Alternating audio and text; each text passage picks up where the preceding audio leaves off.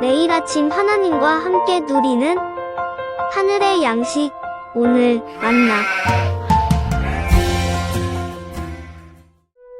좋은 이름이 좋은 기름보다 낫고 죽는 날이 출생하는 날보다 나으며 초상집에 가는 것이 잔치집에 가는 것보다 나으니 모든 사람의 끝이 이와 같이 됨이라. 산자는 이것을 그의 마음에 둘지어다.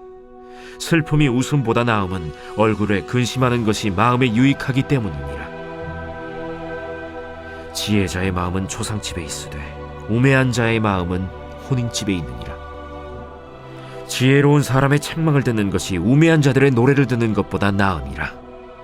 우매한 자들의 웃음소리는 솥 밑에서 가시나무가 타는 소리 같으니 이것도 헛되니라.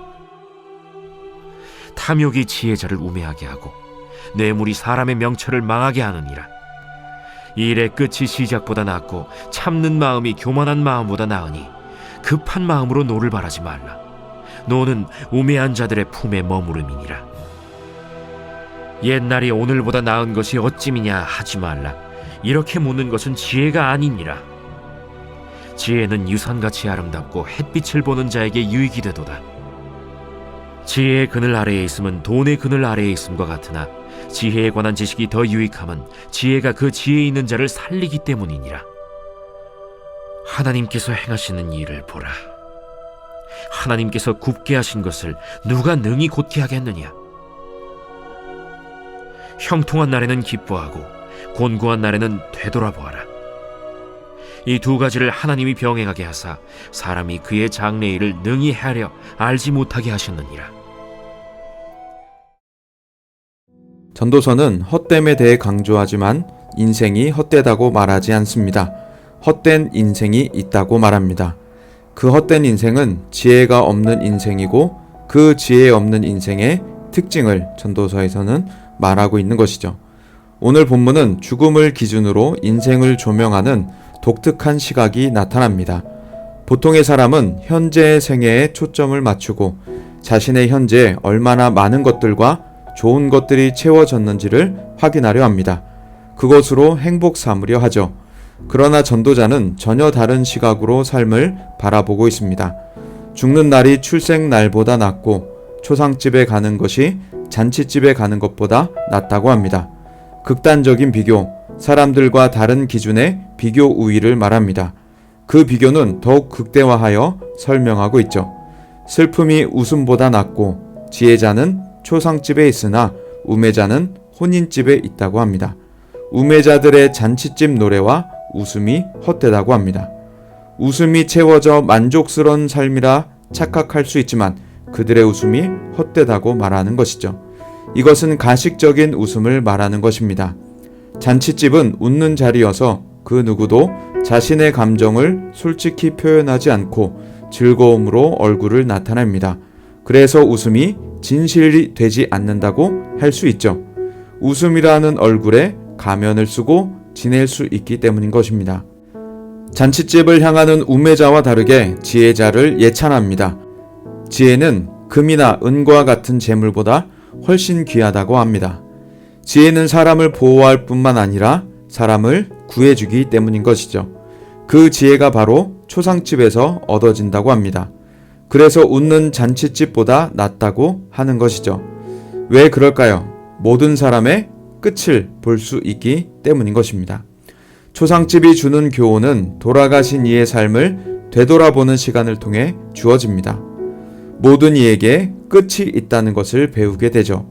그래서 남은 자들로 죽음이라는 것을 생각하는 시간을 줍니다.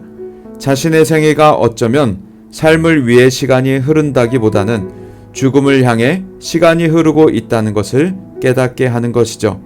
그래서 자신의 삶을 되돌아보는 지혜를 얻게 되는 것입니다.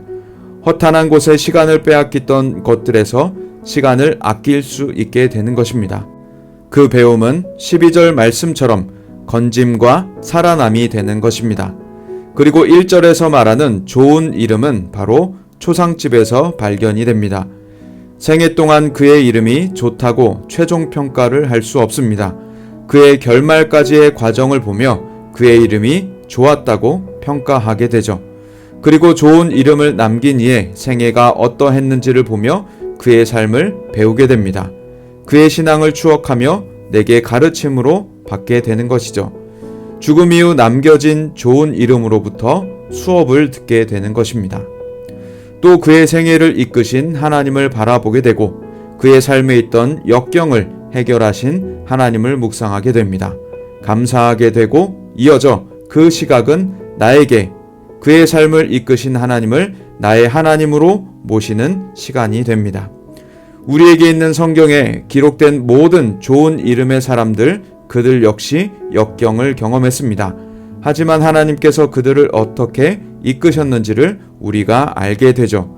14절에서 말하는 대로 하나님은 형통과 곤고 모두 사용하셔서 하나님의 역사를 이끌어 가셨습니다. 기쁨과 슬픔 모두 사용하셔서 하나님의 선하신 손을 드러내곤 하셨습니다. 그리고 우리는 그 하나님이 나의 하나님이심을 믿으며 신앙으로 살아가게 되는 것이죠. 우리도 사람의 끝을 보며 나의 끝을 고민하게 됩니다. 먼저 가신 분들의 좋은 이름을 보며 나도 좋은 이름으로 남고 싶다는 갈망을 하게 됩니다. 이런 깨달음은 허탄한 시간을 버리고 지혜의 삶으로 나아가게 하는 전환을 가져다 줍니다. 여러분은 좋은 이름을 남기기 위한 삶을 살아가고 계십니까? 그렇다면 어떤 것이 버려야 할 허탄한 삶일까요? 바로 하나님을 인정하지 않는 삶인 것이죠. 13절에서 말하는 대로 하나님께서 굽게 하신 것을 곧게 하려는 시도입니다. 시대에 따라 상황에 따라 급변하는 감정과 태도, 삶의 모습을 버려야 하는 것이죠. 이것은 탐욕으로 뇌물을 받는 것으로 급하게 노를 바라는 것으로 이어집니다. 그러나 18절에 말씀하는 대로 하나님을 경외하는 자는 이 모든 것에서 벗어날 수 있게 되는 것이죠. 하나님의 일을 받아들이고 경외한다는 것은 하박국과 같은 삶일 것입니다. 하박국의 시대 온통 불의가 가득했습니다. 헛된 인생이라면 불의한 자들의 형통을 보며 자신도 불의를 저질렀을 것입니다. 혹은 불평하고 노를 바라며 살았을 것입니다. 그러나 하나님을 경외하는 하박국에게 하나님께서는 오직 의인은 믿음으로 말미암아 살리라 라고 말씀하시죠. 하나님을 경외하는 자의 삶은 시대와 상황에 변하지 않으며 하나님께서 하실 일을 신뢰하며 잠잠하게 됩니다. 주변의 상황과 관계없이 신앙으로 살아가게 되는 것이죠. 요즘 같은 코로나의 상황 또 불의가 가득한 시대 속에 우리의 믿음이 나태해지기 쉬우나 사람들의 불의에 젖어들기 쉬우나 사람들의 눈으로부터 피하기 숨기 쉬우나 우리는 하나님을 경외하며 우리 속에 있는 허탄함들을 끊임없이 버리고 참 지혜를 얻는 삶이 될 수 있기를 소망합니다. 하나님을 경외함으로 예배하고 하나님을 경외함으로 헌신하고 하나님을 경외함으로 하나님의 일들을 받아들이는 우리가 다 될 수 있기를 소망합니다. 그래서 우리 생애 후 우리의 이름이 존귀하게 남아 많은 이들에게 울림이 될 수 있기를 간절히 소망합니다.